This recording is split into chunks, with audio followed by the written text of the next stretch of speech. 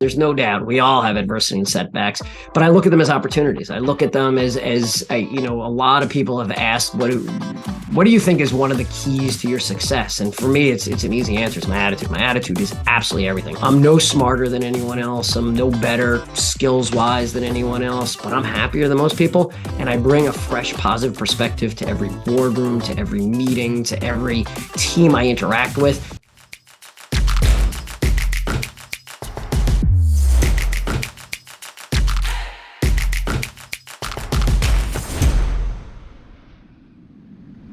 Is today your best day ever? Are you happy, grateful, motivated, and living your best life? Is this even possible? In this episode of the Creator Community, we meet CEO and author Scott White, who shares his key principles to make each day your best day ever. The steps to get there are much smaller than you might think, and your attitude each day plays a dominant role. Making the intentional shift to a positive mindset is one of the key lessons of today's episode, and one of the most important things we can do to improve each day for ourselves and those around us. Check out the show. Welcome to the Creator Community. This is a podcast for book publisher New Degree Press, powered by Manuscripts. I'm your host, John Saunders. This show is designed to celebrate, elevate, and showcase many of the incredible authors that have published their books with NDP. In this show, we learn about the authors, their journeys, and their books. This year, NDP will cross over 1,700 published authors on 6 continents and has earned a spot on the Inc. 5000 list for the second year in a row. This is the fastest growing privately held companies in America. If you've ever thought of writing a book but weren't sure where to start or how to finish, visit manuscripts.com to learn more. This is episode 1 of season 6, and today I have with me Scott White. He is the author of The Life is Too Short Guy, Strategies to Make Every Day the Best Day Ever, which is due out this January 2023, wherever you buy books online. Scott, The Life is Too Short Guy, is the happiest guy you will ever meet. After spending over a decade in investment banking on Wall Street, he took a chance and became an entrepreneur and business builder. Today, he's chairman and CEO of a public real estate company. Scott is always looking for the next challenge and has completed 1 Ironman triathlon and 15 marathons. Now, Scott is on a mission to make the world happier, one smile at a time. With his endless energy, he motivates and inspires everyone he meets to focus on happiness, gratefulness, and positivity. Scott, quite a bio. Great to see you. Welcome to the show. So pleased to be here. Great to see you, John. Happy New Year. Happy New Year to you. And what a lovely time of year it is. And what a great topic to kick the year off with, right? Happiness, positivity. We've been through this COVID thing the last several years. We've all been locked in our homes, trapped in some way, shape, or form. So I love the energy and the story about your book. Before we dive in there, Scott, let's learn a little bit more about your background and this really interesting journey you've had to entrepreneurship. Well, it's been you mentioned I'm a marathon runner, and I like to say my career has been a little bit of a marathon, a winding, meandering, sort of passing through various types of careers. And I graduated from school and started as an accountant. I was an entry-level accountant at Pricewaterhouse for a couple of years, then decided to go back to law school. I graduated law school and never practiced law, went straight into investment banking, where I spent about 15 years on Wall Street doing capital raising, M&A. And then, as you mentioned, I took a chance. I left Wall Street about a decade ago and got involved with a couple of different entrepreneurial endeavors. Today, I'm CEO and chairman of a publicly traded healthcare real estate company. And I'm also a founding partner and a strategic advisor to a student housing development company and owner. So right now, most of my business is in the real estate space, but I've passed through a few other spaces along the way, and the marathon continues. I have a lot more I want to do. I'm hearing a lot of stories around resilience here, and certainly it must have taken an enormous amount of positivity to get through all these changes and building you've done, because there's been challenges along the way, no doubt. But speaking of challenges, how did you come to writing a book? How did you find this program? And more importantly, with the schedule, Scott, how did you fit it into your life? Well, the program was just a blessing, just amazing. I really think you come across people and opportunities in your life for a reason, and this was one of them. I've wanted to write a book for forever. It's one of those on your to-do list, your bucket list. You want to write a book, but I didn't know about what. I was I always thought of myself as a jack of all trades, master of none. What are you going to write about? And then about 2 years ago, I was working with a new executive coach. His name is Kevin. And Kevin, in our second session, after he'd gone through some assessments of me, he said to me, dude, you are like Mr. Life is Too Short guy. Everything is rah, rah, get it done today. Urgency, fun, happy. I'm like, yeah, I think that's right. And then I mentioned that to my wife. And that night she said, maybe that's the book you always wanted to write. I said, maybe, but I don't know how or what it would be about, but she's really good at planting a seed and then watering that seed and letting that seed percolate. And over the course of, call it early 2021, I started mapping out a little bit of an outline, and I made it all the way to probably page 3. And I was like, all right, well, I don't know where I'm going to take this. And that's where it ended. That's where it ended in March of 2021. And then early, I'd say first week of January 2022, I saw Eric, the founder of this program, speak in a webinar. It was a webinar primarily focused on the YPO community. I'm active in the Young Presidents Organization community. And I was just enamored. I was like, wow, this is really interesting. And Eric said, anyone that has a concept or an idea, schedule a call with me. I think I was on the phone with him the next day. And, I was a little bit sort of, I have this idea around, I'm the CEO of a company and I could do something on HR and building cultures. And I've written about that. And then I got this other idea. Life is Too Short guy, live in the moment. He's like, that's your book. And I'm like I said to my wife, I guess, but what's the book? And he said, embrace it. I could see your energy. You will figure it out along the journey. And it's been an amazing journey. One of, if not the best things I've done in my life. That's incredible. And I love the fact that you pointed out that it's not always like, here's my idea, here's my 250 pages. Nope. It's the journey, it's the process of getting through it. How did you find the time to do this? Because one thing that was really interesting about watching your journey from my vantage point was you just there's different types of writers, right? Deadline writers, episodic writers. You're like a sprint writer. You just sort of dove into everything and were ahead of the curve every step of the way, which was pretty unusual. How did you fit this thing into your life and make that work? So, like everything else in life, one of the things I talk about in the book is minutes matter. We all have a finite number of minutes in our life, and I don't think enough people are proactive in how they use them. So use your minutes however you want, no judgment, but be thoughtful, be specific, and choose how you use your minutes.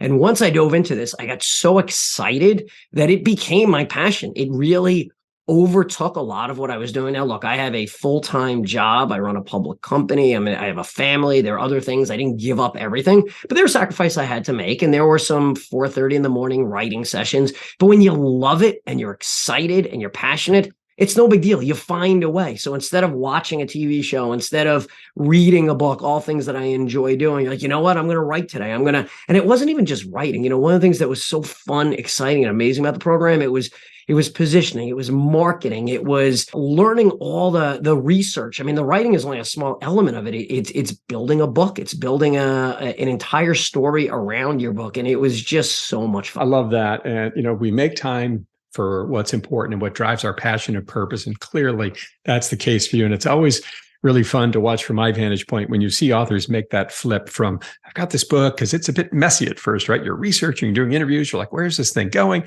And then all of a sudden one day it sort of flips. And then it's, I can't wait to get back to my chair and start typing again. It's clearly you had that, and you certainly got there faster than most. This cover, the hourglass, right? The title, I love how it looks. It came out in the colors. How did the cover come together for you? It was an iterative process, and it really involved my author community. One of the things that I took away from this program that I'm very proud of, maybe one of the most proud things, is that this book was written by a community. This book was not written by me. This book was written by a community, and I had so many people, friends, family in my network. And when I say so many, I mean hundreds of people that were involved in my story and my journey. And that included the cover. So I'd say probably my wife, Jen, came up with some of the original concepts. She's the art director around here, the marketing director, the CFO, and everything else associated with the book. And she's been a partner in this. She came up with some original concepts, ideas. We worked with the NDP artists, who are amazing, by the way, went back and forth, threw some things out to our community, got some responses. It was actually really cool how many people embraced the cover. When you ask for help on, I want people to beta read, or I want people to proofread, you got some interest. When you threw out, I want ideas on the cover, everybody's an expert on the cover. And it really went back and forth many times. I'm really pleased where it ended. It's exciting, it's fun, but it was an iterative process. I really appreciate you highlighting that fact, because, right, some people think that a book, right, you have, as I said earlier, you have this idea, you just start writing, there's your 250 pages, but you said, I love the word you used, you build it, right? You build chapters, you build stories, you build them into chapters. And the process for the cover sounded very similar, and that's very much by design. And the beauty of it is engaging your audience along the way, because then they have buy-in, they have support, and it's amazing what kind of energy you can get behind a creative journey.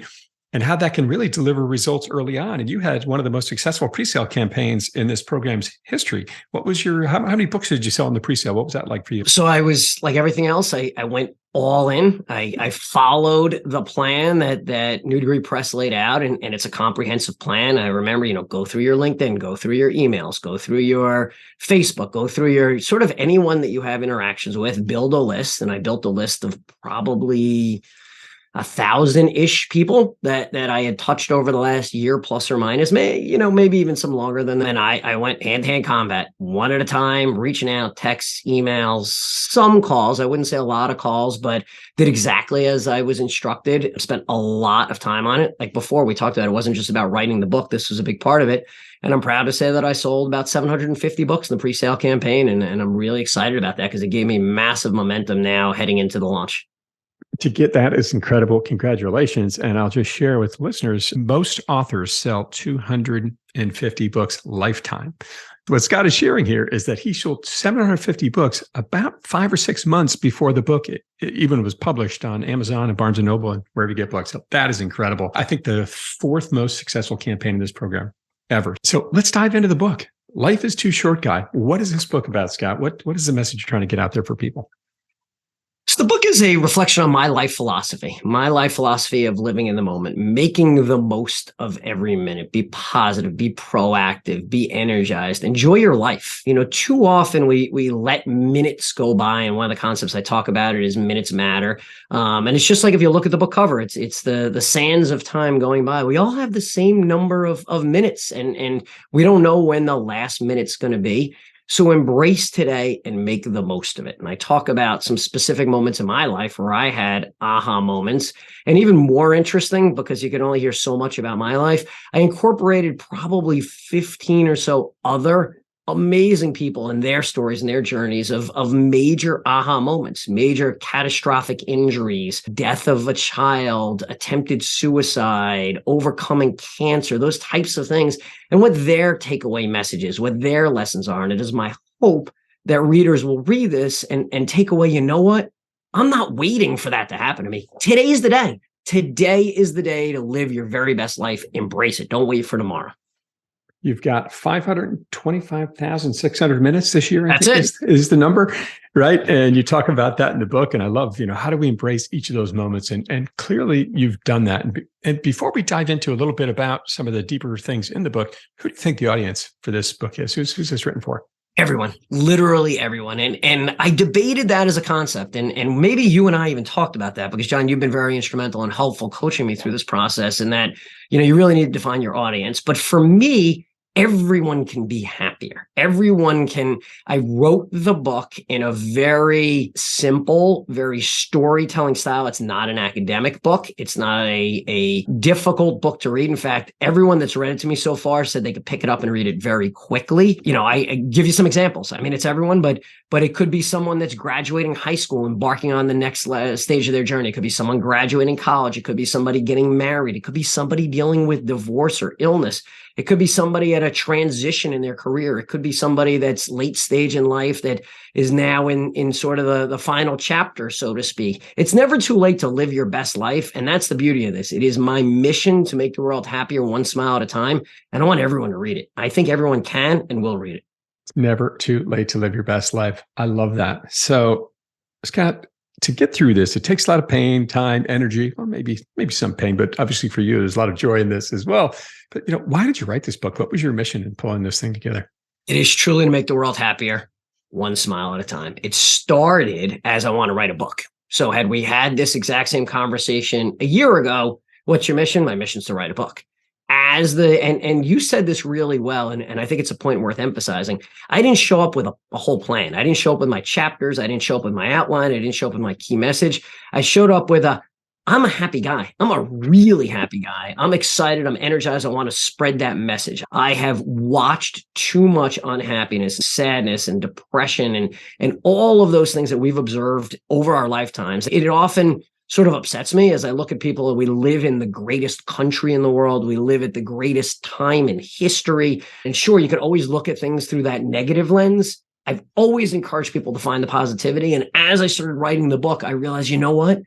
you were put on this earth to spread this message. It is your sort of purpose in life, at least now. And I think people's purposes and missions change. I'm not sure we have one mission in life, but right now it's to spread this message, to make the world happier for people.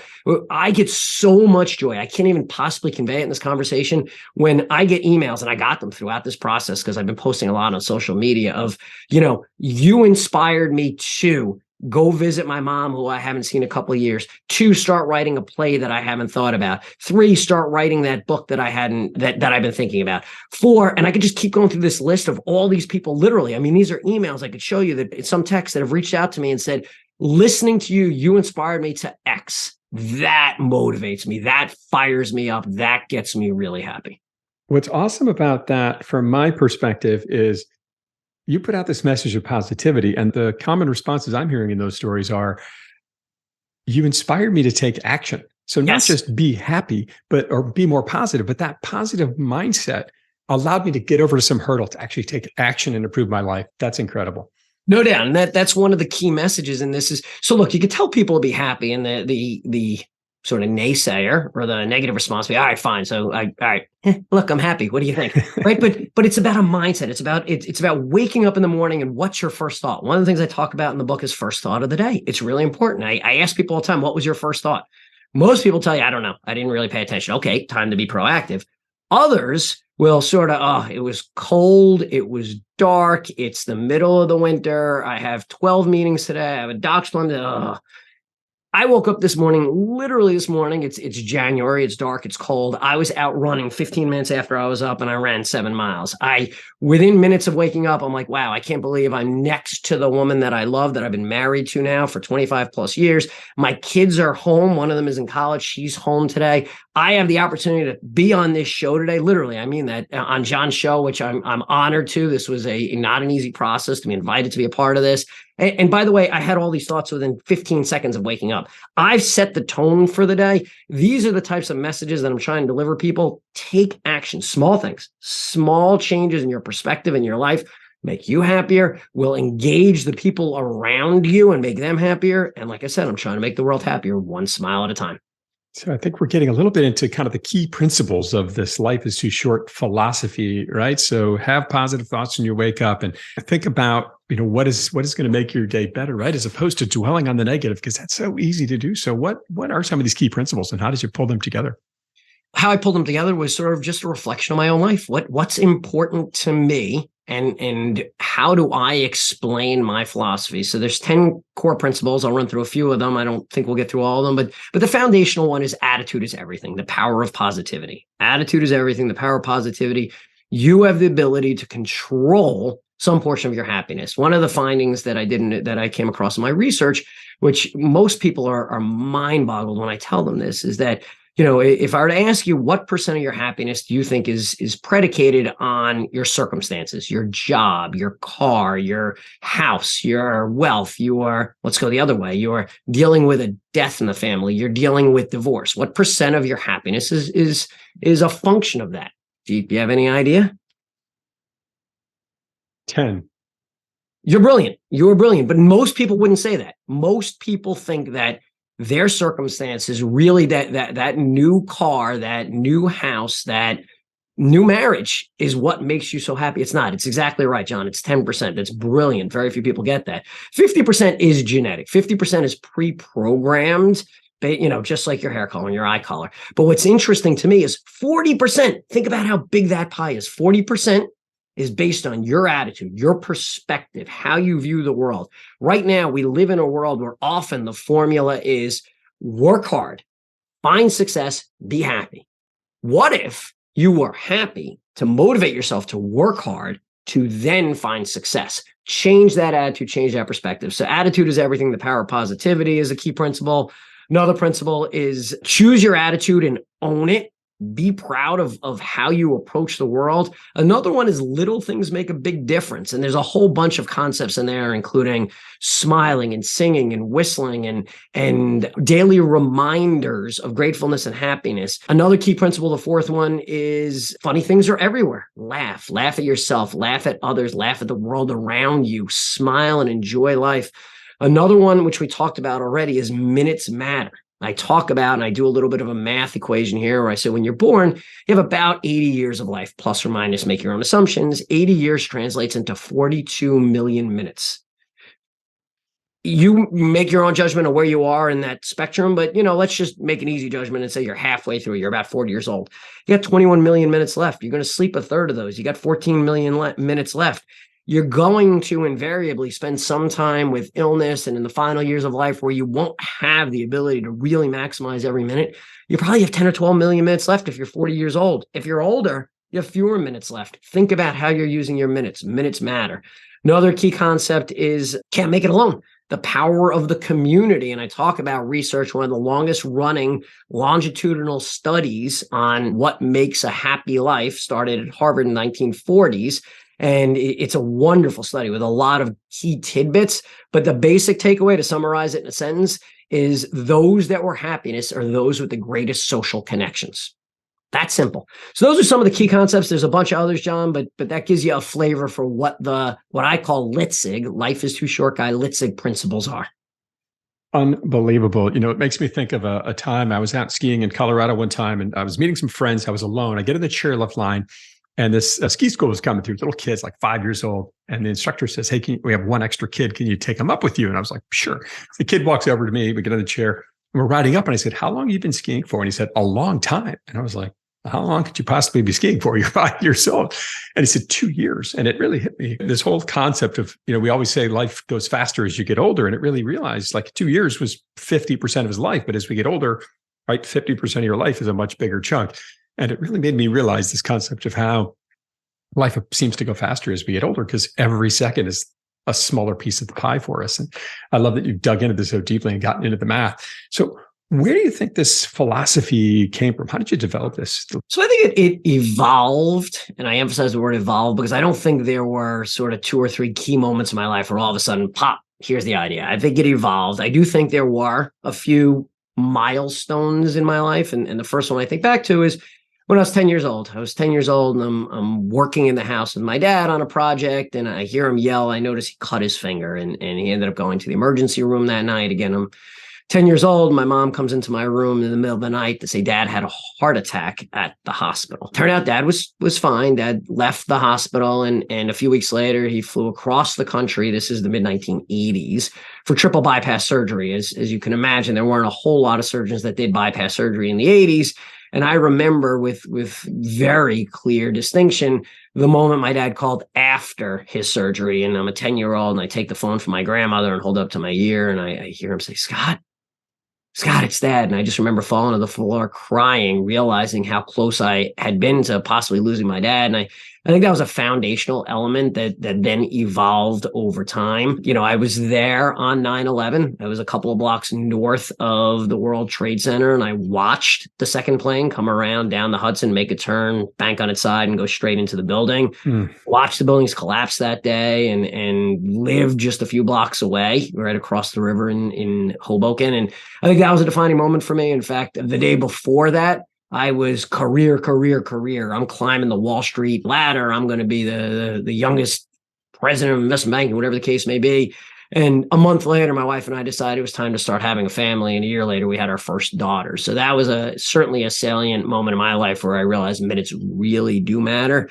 And then the other two would probably be the deaths of both my parents. Both of my parents did die fairly young. My dad at 65, my mom at 70 years old. And losing the first parent was a real shock to the system that evolved my perspective. And then losing my mom about 5 years ago, I think really solidified that live in the moment, make the most of every minute. You don't know what tomorrow is going to bring. Be happy, be positive, embrace your opportunities, and think about how you're living your life.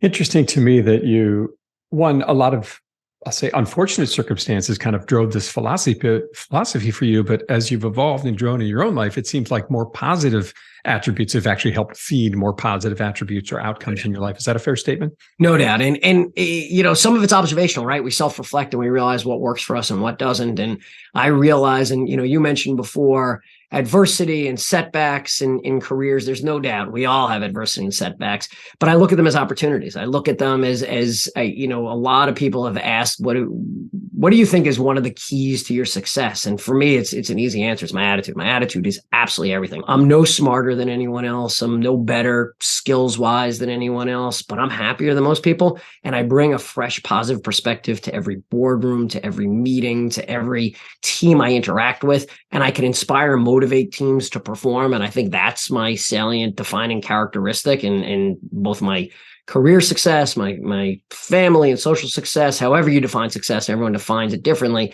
But for me, the key driver really has been this Litzig philosophy. Incredible. And you've got so many examples of it and stories throughout the book, your own and people that you talk to right along the way and learn from. What story really got to you that you want to share with our listeners? I'll tell you, a lot of them got to me. I will tell you that as I did these interviews, I shed a few tears. I really did. As I went through this process, and as you read the book, you will see there are some very unbelievable experiences that people overcame. The death of a child, an attempted suicide, the death of a spouse, overcoming cancer. But I think the one that resonates the most with me, in part because I was there, was the Eric LeGrand story. So Eric LeGrand was a football player at Rutgers University. And in 2010, I was in the stands with my family at MetLife Stadium in New Jersey. And I watched as the Rutgers football team kicked off. The Army receiver raced down the far sideline and boom, all of a sudden there's a massive collision on the field and the players are slowly getting up, but one player doesn't get up. And that player ends up getting carted off. And as Eric LeGrand goes through the tunnel, he starts a new life. And he told me in the interview how he remembers being in the hospital bed, hearing the surgeons or doctors say to his mom, he'll never walk again. He'll never breathe again on his own. He'll never eat solid foods. Actually, we hope he actually makes it to the surgery. And now, I guess it's almost 12 and a half years later, as I talk to Eric has gone on to become a sports broadcaster. So he broadcasts on Sirius and ESPN radio. He's written a book. He's a motivational speaker. He owns and runs a coffee house in New Jersey. He's about to launch a bourbon brand. I mean, I could just keep going through the list, but what really stuck with me is his smile, his attitude. Wow, you think I'm happy? There's a happy guy. And he said to me something that really stuck with me. He's like, Scott, I can't dress myself. I can't brush my teeth. I can't dry myself, but look at all that I've done. There are no excuses. Like, you can do it. And I want readers to take that away as an action item. Like, wow, stop with the excuses. Stop with the I can't. Stop with the I'm afraid or the risk. Today's the day. And I would say the Eric LeGrand story, and he's just an amazing human being, is one that really resonated with me. So he continues to have these physical limitations today. He is. He is completely paralyzed from his shoulders down. He has some mobility in his shoulders and his neck. He can move around, but he's confined to a wheelchair and has no movement below his shoulders. Can't move his hands or anything like that, and still has all this success. I don't even think I listed everything. I mean, the awards, the recognitions. He had a clothing brand. I'm probably forgetting about 4 other successes he's had, if not more. But that's not what stuck with me. What stuck with me is his attitude. Another thing he said to me is Scott, you go to the doctor and the doctor tells you have a month to live. And I think to myself, that's wonderful, because he could have told me I have a day to live. So here's a guy that's had so much adversity delivering that message with a smile. It's just really amazing and powerful. And one of the stories that stuck with me amongst many really just amazing human beings, their stories of overcoming and learning. Might be some inspiration for this unfortunate news in the NFL this week with Damar Hamlin and his injury, that there's certainly hope out there, and attitude just determines so much of it. I love that message you have out there, and so many powerful messages here. Scott, what would you say is your hope that readers take away from this book? I really hope people change their perspective. I hope people, even if just a little bit, I'm realistic. And for me to say here, I want everyone to be the happiest person in the world. I want everyone to make every day the best day ever. That's not realistic. And if you set unrealistic goals, you don't ever accomplish them. Realistically, I'd love people to walk away smiling. I love people to think a little bit differently. I'd love them to think about when they order their coffee in the morning, saying hello to the barista on the other side of the counter. I'd love them to think about a random act of kindness. I'd love them to think about taking that chance. What is it that we all have those sort of, I kind of like to, or I really wanted to. And for me, by the way, it was the book, right? Had you and I spoken 5 years ago, we would have been at a cocktail party. Like, so, what's kind of one of the things you'd love to? Someday I want to write a book. Well, stop with the someday. As you read this, say, you know what? Today's the day. Today's the day. Take away from this an opportunity to smile, to be happy, to take some chances and live your best life, because tomorrow's not guaranteed. It's so true. I love this idea of like jump out of bed and go right to positive thoughts, because it's so easy to go negative with all the media and all these things we have around us that are always perpetuating this negativity. And your whole concept here is like, all right, that's there, but you don't have to let that own you, right? Take your own journey, take your own path, and find your way to positivity, and how you've inspired so many to take action and overcome that maybe limiting belief or negativity that was holding them back to finally do something that's meaningful to them. Love that. Scott, how would you say the book has changed you? What have you learned about yourself along the way? Oh, so much. So it's changed me in that, one, it's really put off a laser target on what my mission is right now. Again, like I said before, we talked a year ago. What's your mission? What's your purpose? What's your goal? Why are you writing the book? Well, I want to write a book. Now I have evolved, and I'm inspired and motivated to really make the world happier. I always wanted to make people laugh and smile and be happy. And I always was that sort of the happiest guy in the room, Mr. Positive. But now I feel like I have a platform for sharing that message broadly, both through the book and a speaking campaign that I'm launching this year, and getting out and telling the story and inspiring and motivating people. So I think that's probably the biggest thing, is clarity around what I want to accomplish and my mission and my goal as it relates to delivering this message to the world. Clarity, purpose, refining your mission even more. That's such a beautiful message. You talked about all these people you've interacted with and touched throughout this journey and all this great feedback you've gotten. But what's been one of the bigger unexpected positives that's come from writing the book for you? The people I've met along the way, no question. That's actually been the greatest fun of this. So I put them in sort of two categories of people that I've, and maybe I shouldn't say met. I'm going to change that word to interacted with, the people I interacted with. So in one bucket is all the people that have been in my life for 50 years now that I haven't interacted with in decades, that all of a sudden there was a reason to interact with. I had that massive pre-sale campaign. I've been posting on social media, and I re-engaged with people I haven't seen since high school, people that I worked with 25 years ago. And that was amazing. So that's bucket one.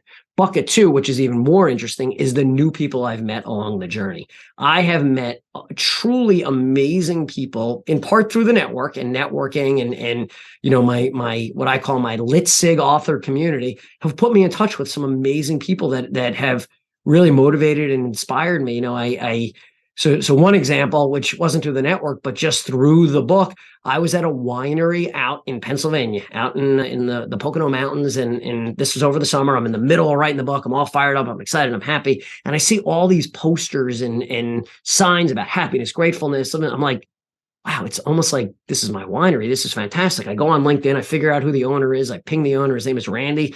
And Randy and I have now become very close friends. And Randy has had me to the winery, has had me on his podcast. In fact, I think Randy may be writing a book right now. And by the way, that was in part my inspiration on him. That wouldn't have happened but for the fact that I'm writing the book, and I see him, and I see sort of his message at the winery. Another great example, I have a friend in the network that knows I'm writing the book. He introduced me to one friend, who introduced me to a second friend, who I think introduced me to a third friend, happens to be the president of one of the largest distributors in the US. And now I've become very good friends with Rich. And Rich is an amazing guy who said, Scott, I'm going to take you under my wing, and I'm going to help you make this a huge success. And he said he's going to put in a big order to buy the books, and he's going to help me distribute it.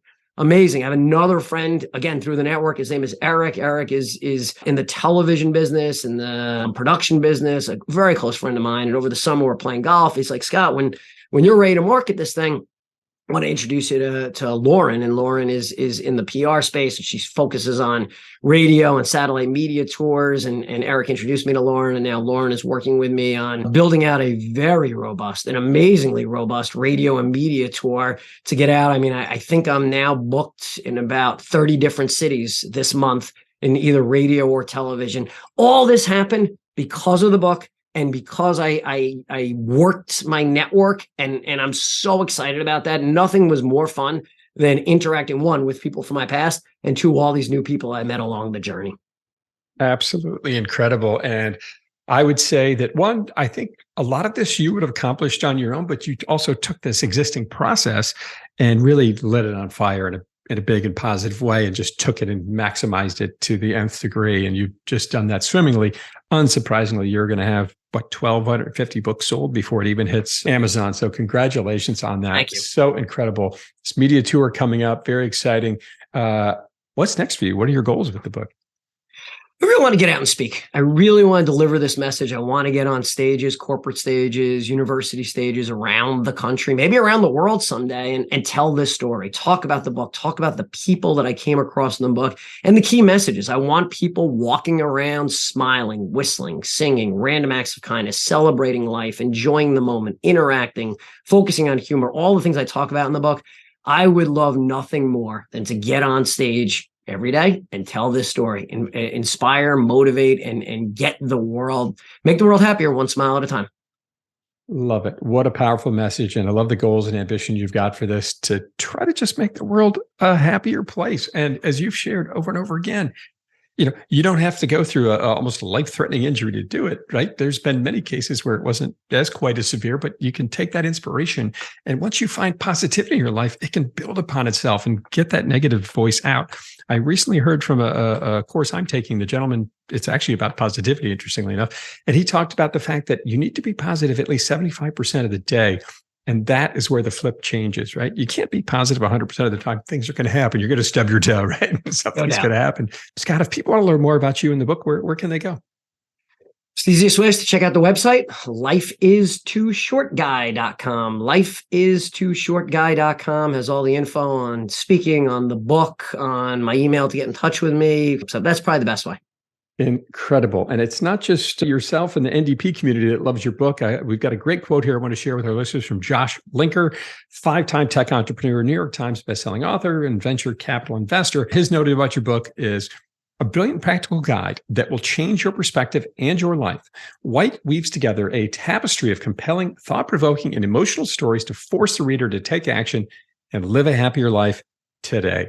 The Life is Too Short Guy is packed with tools you can easily use to make every day the best day ever. Wow. How did it feel to get that quote from Mr. Linker?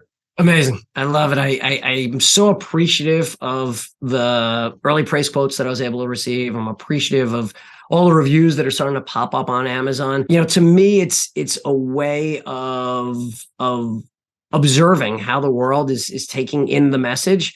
And it's positive reinforcement. When you started, and John, you and I met very early in the journey. I want to say maybe 2 weeks after I started, I had massive imposter syndrome, and I was like, no one cares about what I'm going to have to say. Like, I'm happy, but does anyone care? And now that the book is done, and I hear people sort of saying, this is not only through their quotes, but through their actions. I'm going to see my mom. I'm taking that chance. I'm writing that manuscript. Whatever the case may be.